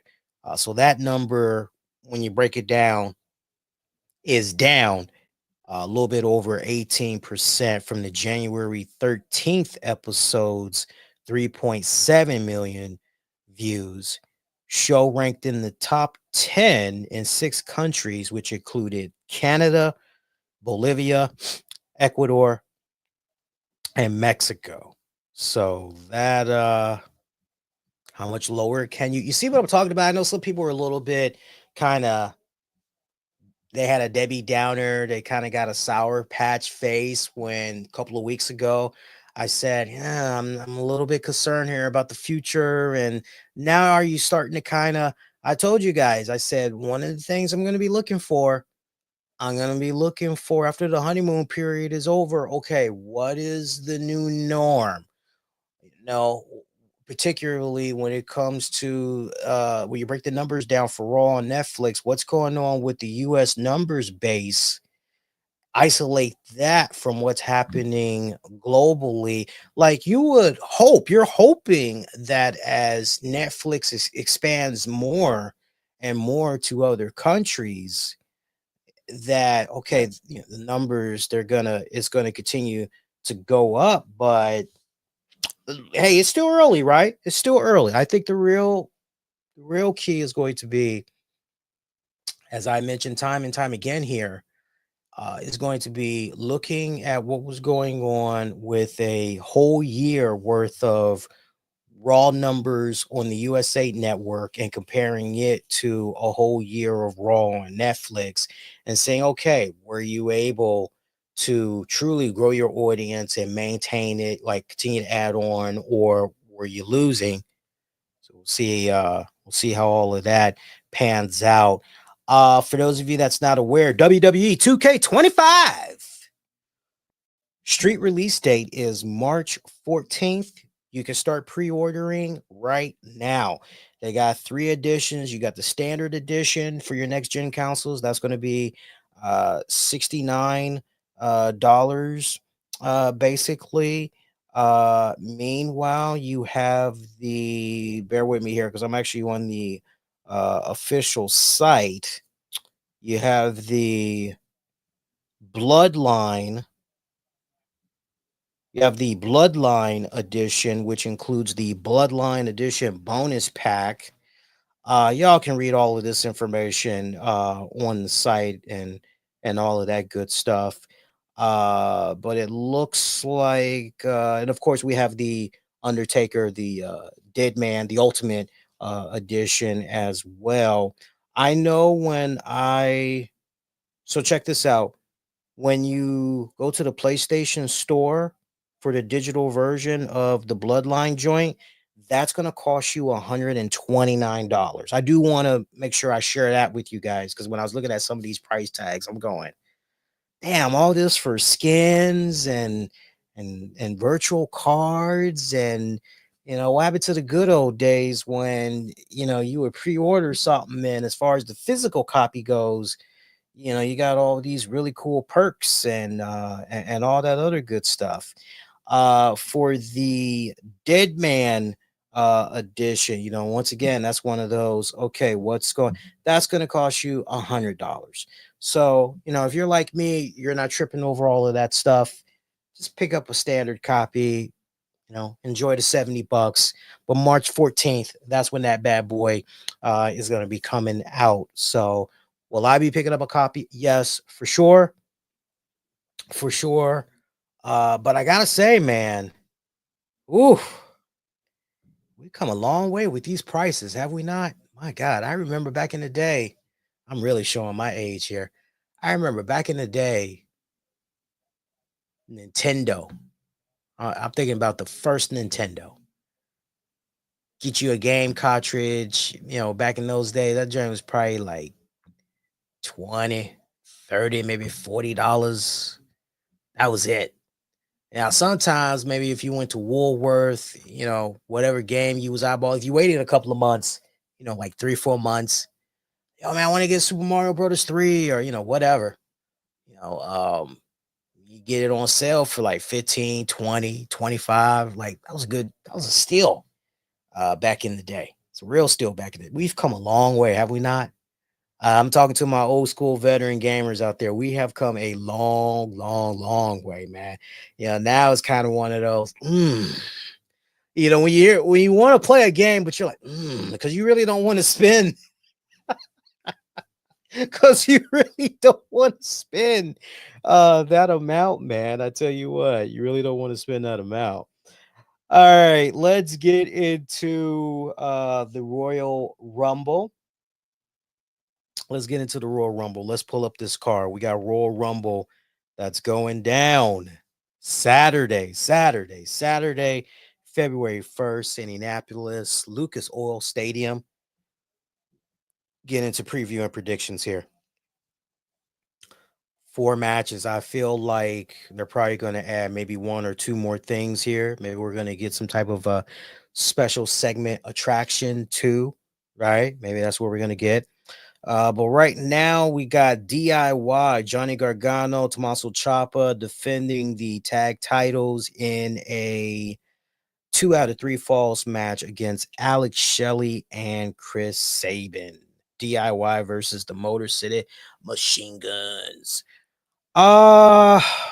Look, Gargano, Ciampa, they still got that ongoing relationship, if you even want to call it that, with Deadly Lethal, Deadly Lethal, whatever the hell those guys' names are. Um, The ambiguously gay duo, Saturday Night Live skit, look it up. I kind of feel like maybe those guys are gonna somehow meddle in this match here. That's just the kind of vibe that I'm getting. Um, I tell you this much though. I tell you this much. From what I've been seeing of the Motor City Machine Guns, these guys, in my personal opinion, are 10 to 15 years too late and arriving at WWE. I mean, seriously, they are like a really good example of, and I don't mean this as disrespect, but I think you guys will understand the analogy that I'm about to use here. Yeah, so if Adam Sandler keeps putting out really bad movies, yeah, I guess eventually he's going to put one out there that's going to be good, right? I mean, when you do a gazillion other things and nothing's really sticking, and yeah, I guess eventually one is going to kind of stick. Maybe two is going to stick there, right? When I look at the Motor City Machine Guns in WWE particularly, I'm just going, you can have these guys on weekly all you want. Like, they're not getting over with the crowd. The crowd is very indifferent to them. The crowd practically virtually does not care. I mean, don't believe me. I'm not being a dick. I'm not being harsh. But now that I'm saying this, I challenge you guys. Go out there. Whether you got a WWE event coming to your local neck of the woods, or you've got a uh chance to see them on TV this coming week or the next week, just pay attention to the crowd. Pay attention to the reaction and everything. I mean, motherfuckers are sitting on their damn hands when those guys come out. You know, it's very weird. It's very weird, and I want to make sure that I'm consistent here because I remember hearing the rumblings about, Motor City Machine Guns. Looks like they maybe are on their way to the WWE. And I remember even way back then saying, "Oh, so you know, reports are out there saying that they're going right to the main roster." And I remember going, "No, that can't be. Surely they're going right to NXT because they would be, much more of a better suit and flow and all that for NXT." Now we're seeing how, like, DIY and Motor City Machine Gun, like, they are not helping each other out whatsoever. They're not. This is one program where honestly, after this match, we just need to break these guys apart and let them go on and do other things. Like, if it was up to me personally, at this point, I don't know. Maybe you have, oh yeah. This is so nerve-wracking. I don't know. Maybe you somehow figure out a way to have DIY and Motor City, maybe either they join forces, or, and I'm thinking maybe have them somehow join forces because now that the Wyatt Six is over on SmackDown, maybe you somehow intertwine all of those personalities, or if maybe you take, because the babyface run so far of the Motor City, it's not, and I think it's one of those things where even if you were to turn them heel, the crowd is still going to be indifferent. The crowd is still going to be indifferent. So this is definitely, maybe you somehow figure out a way to have Damian Priest cross paths with them, and maybe somehow Damian Priest can kind of give these guys a little bit of a rub. Um, Somehow incorporate Cody and giving them a rub too, because they need all the help they can get. Because as they stand right now, Motor City, it's not clicking. Didn't mean to go off on a little bit of a rant there, but just trying to really, I know that's a team I really haven't talked about on the show, and that's because previous months I normally wouldn't be able on Friday nights to watch SmackDown and everything, but now that I don't have to worry about any writing commitments with the 401 Mania guys and all that, I can now, okay, I can watch this. I'm able to enjoy this. Cool. DIY for the retain. Oh, correction. Yeah, because DIY is the current tag champions. DIY. Hook, crook, DIY. Cody Rhodes, Kevin Owens, ladder match, undisputed championship. Remember, the undisputed and the Winged Eagle championship belts will be suspended above the ring. How much of a factor will Sami Zayn be in this, if at all? I would love, love, love, love, love. I think we're going to get, as far as WrestleMania moments and all that goes. Remember, I told you guys a long time ago, Kevin Owens, Sami Zayn, they're doing a scenic route, but rest assured, they're going to cross paths. Remember, Kevin Owens is expecting for Sami Zayn to do the right thing here. Remember that. That's what kept the last couple of weeks. Kevin Owens really hammering that in and all that. So my question looking at this match is how much of a factor, if at all, Sami Zayn is going to be playing in this matchup. Now, there's either two ways this plays out. Either Sami Zayn somehow does get involved in this, or his presence is largely felt by not getting involved in this match, which pisses off Kevin Owens. And is it possible that maybe we see Kevin Owens? I'm going to be very curious to see how this match, as far as the pecking order, where this match is, because if you put this match out and then you go into the men's Royal Rumble, and essentially Sami Owens, he's out there, he's trying to do his thing, and then Kevin Owens, a spiteful asshole, he somehow grabs Sami, tosses him over the ropes or whatever, right? Okay, we see obviously where things are going here. I'm very, very curious what's going to happen, but regardless, Cody Rhodes,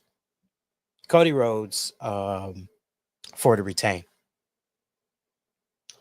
Looking at your women's Royal Rumble match, it's going to be a 30-woman Royal Rumble. Women's World Championship match at WrestleMania 41. Look, right now we only know about 10 of the 30 entrants for the women. Right now we know we got Nia Jax, Bayley, Charlotte Flair, Naomi, Bianca Belair, Liv Morgan, Raquel Rodriguez, Lyra Valkyria, Ivy Now, Io Sky. I'm with you all that's saying Jordan Grace, Jordan Grace, Jordan Grace, Jordan Grace. Without a doubt, Jordan Grace. I'm also very high on Lash Legend. Told you all, I love me some Lash Legend. I see a very bright career ahead of her. For those of you that's toying with the idea of what about a Tessa Blanchard, could she maybe do something? Could she maybe appear in this? Like, I would like to believe that WWE is paying very close attention to Tessa Blanchard. I would like to believe that they saw the reactions that she got at TNA Genesis and are probably in a, what can we do to maybe repackage, this current stench that this woman has? What can we do to shake that off of her?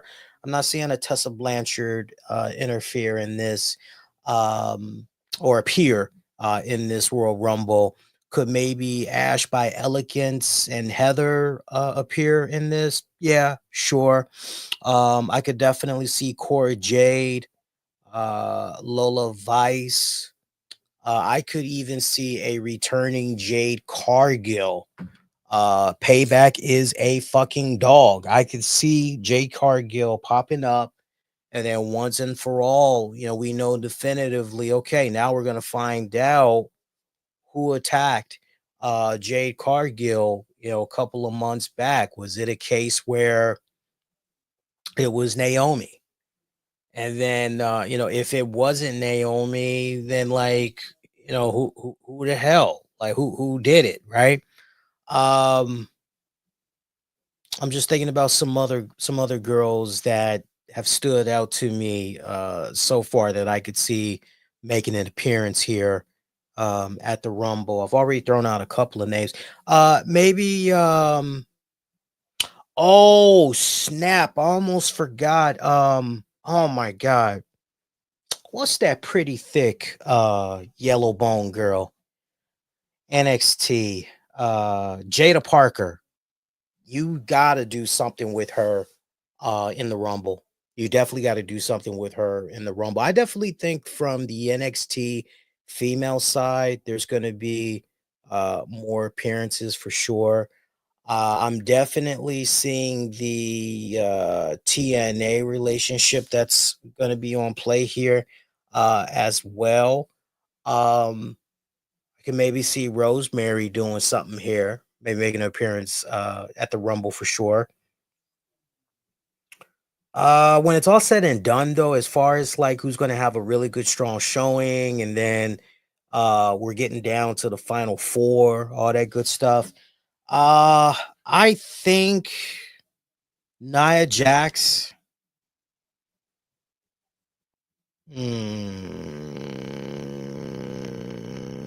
I am thinking. Ooh, this is gonna be a tough one, fam. Hang on, let me think about this now. Because again, they get to go after the women's championship at WrestleMania, right? They get to go, right? So that in mind, what would really, really sell for WrestleMania? That's the thing. What would really sell for WrestleMania? I think your final four is going to come down to Nia Jax, uh, Jordan Grace, Charlotte Flair.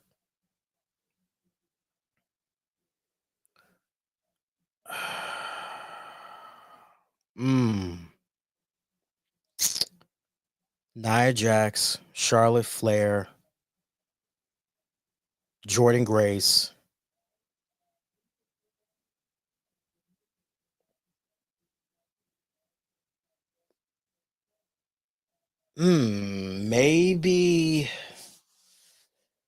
Maybe Bianca Belair. Maybe Bianca Belair. But as far as who's going to win it all, I'm going to go with Charlotte. I'm going to go with Charlotte. What better way to have Charlotte return than by having her win? Look, just because she wins the Royal Rumble, fam, doesn't mean she needs to win the motherfucker too, right? Doesn't mean she needs to win at WrestleMania. So that would be the more interesting allure, I think, is let Charlotte win and then just let her run the gambit of going to SmackDown, going to Raw, going to NXT, teasing the hell like every single week. That's the best thing that you should do with Charlotte Flair. And I like whatever's going on with this new incarnation of Charlotte Flair just off of the trailers that they've been showing of her. I'm digging it. I'm curious. I want to know more. Like I'm liking what I'm seeing so far. But that's how I'm looking at that one. All right, men's Royal Rumble match, same deal, but this will be a shot at the respected male heavyweight champion, NXT, SmackDown, or Raw for WrestleMania 41. So right now we know 15 of the 30 entrants that's been announced, which is LA Knight, John Cena, CM Punk, Jey Uso, Roman Reigns, Seth Rollins, Drew McIntyre, Rey Mysterio, Sami Zayn, Shinsuke Nakamura, Logan Paul, Penta, Chad Gable, Braun Breaker, Carmelo Hayes. Joe Hendry. I know a lot of people like Joe Hendry. Yeah, for sure. Joe Hendry, yeah. Go ahead. Do it. Not just saying that. Yeah, do it. Um what about Josh Alexander? You know, I see a lot of people sleeping on that one. You think it might be possible Josh Alexander pops up in WWE? Indianapolis, kind of the right crowd if you're gonna, right? That'd be kind of interesting. Have to wait and see how it plays out, but if you were to maybe pull out Josh Alexander, I could see that. Uh what else? Obafemi for sure. You got to have him go out there, have a nice performance. You know who I think is going to be returning? A lot of people are sleeping on this name. They haven't even mentioned this man. But I think not only is he going to return to WWE and return at the Rumble, but he's going to have one dominating performance, I think. Um oh, I'm blanking out on his name already. Omaz.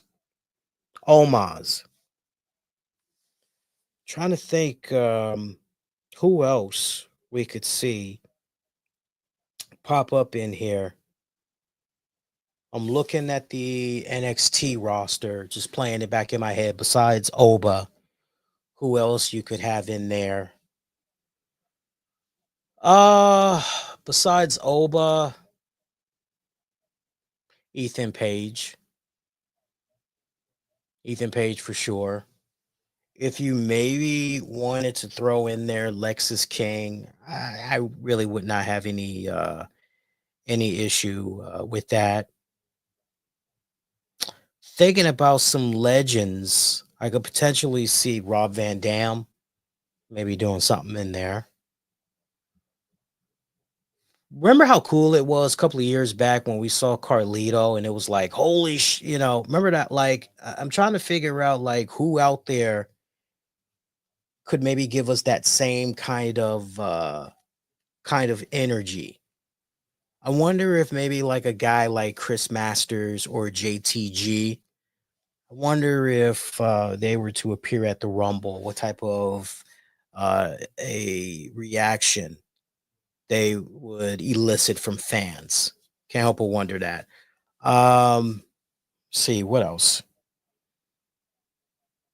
Just trying to think what other names could we see. I know some people were like, "What about PCO?" Not seeing PCO.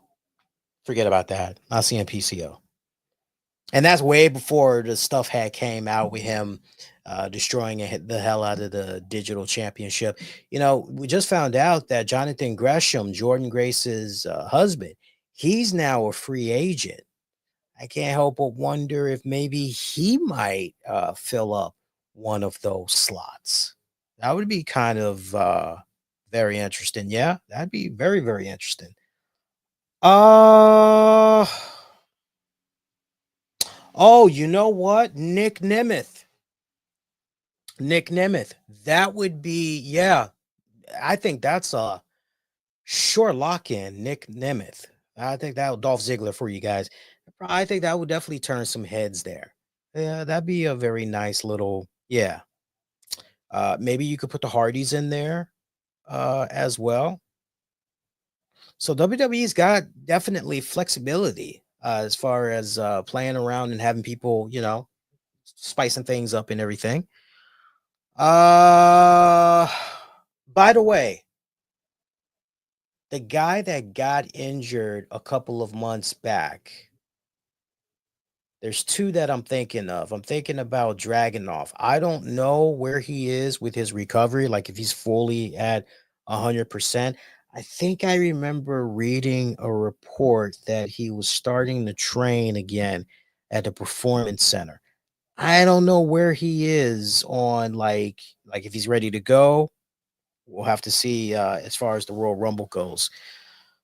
Braun Breaker should have a really good, strong performance, though. And if you put Omaz in there, definitely something with Breaker, Omaz, That would be pretty memorable, I think. But let's get down to the nitty gritty. I think when it's all said and done, it's gonna come down to, as far as your final four, five: Cena, Punk, Reigns,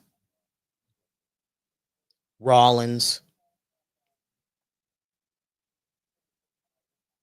McIntyre. You got to put Logan Paul in there too. So basically, like your final six, you definitely got to have it. Yeah, you definitely got to have it in there. You know what? If they were to do something cool where Chad Gable came out at number one, maybe put him in a position where he almost has the record for that evening of most eliminations, really kind of build him up there. That'd be pretty cool. Uh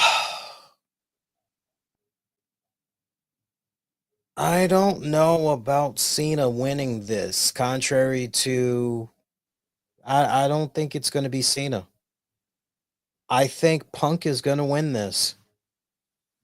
I think Punk is going to win this. I think Punk is where you want to go. Punk is where you want to go. You got to sell tickets. It's got to be all about that main event. And Punk, yeah, Punk, Cody, that's the more attractive ticket. Cena will be able to punch his in. And yeah, if you want to do something with Cena and Gunther, kind of goes back to what I had talked about a couple of months ago. Cena, Gunther, Cena basically paying it forward to the next generation of superstars, and nice big endorsement there for Gunther. Yeah, sure, definitely go there. Cena, Cody?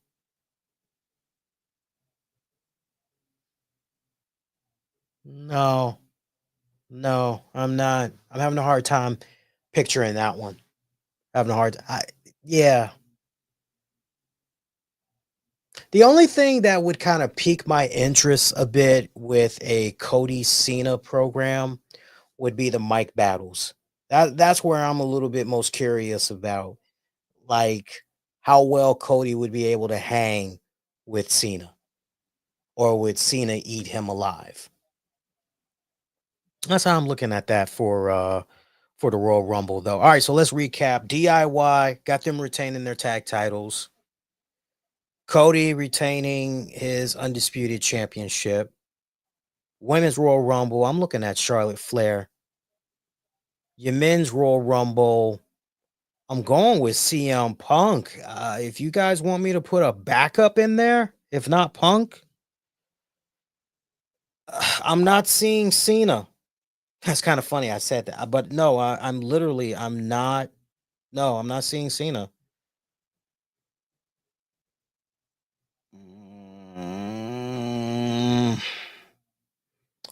I'm not seeing Jey Uso, which sucks. Yeah. I'm not seeing Braun Breaker. Yeah, fam, I can't pick anybody else. I'm going with Punk. That's my lock in. Yeah, those are my picks. Lock them in. And yes, we'll be right here after the Royal Rumble goes off the air with a live Royal Rumble post show. Looking forward to that. Remember, the Royal Rumble starts at 6 p.m. Eastern. So I got to put a poll out, because if you guys remember from the last stream, I asked you guys, or rather, I toyed around with the idea of putting out a poll, wanting to know if you guys would be interested in me doing a watch along of the Rumble.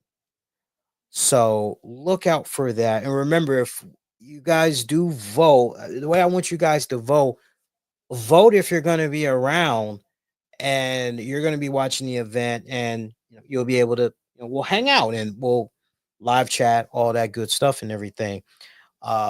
Otherwise, the way we'll do it, if enough votes don't come in, we'll just do the live Royal Rumble post show.